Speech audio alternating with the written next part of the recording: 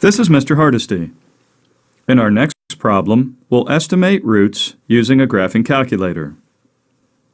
Solve x squared minus 5x minus 1 equals 0 by graphing.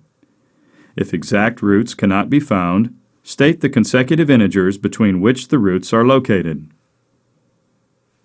To solve by graphing, we'll load in our quadratic equation under the y equals feature of our graphing calculator. That is, setting the equation equal to 0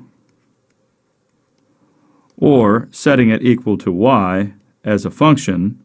Those represent the same thing. So, under y equals, we will enter x squared minus 5x minus 1. So our quadratic term and our linear term and our constant. Now we'll hit graph, and we can see our parabola that starts somewhere in the second quadrant, down through the fourth quadrant, and up in the first quadrant. We're to find the exact roots, and if they can't be found, state the consecutive integers between which the roots are located.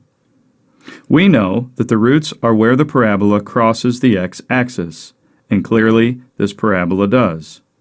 Let's use our table feature to help. Second graph, which will show us a table of values representing the ordered pairs on the parabola.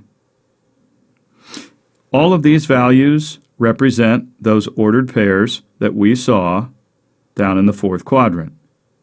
But here, from -1 to 5, we know that the parabola has crossed the x-axis from a negative to a positive.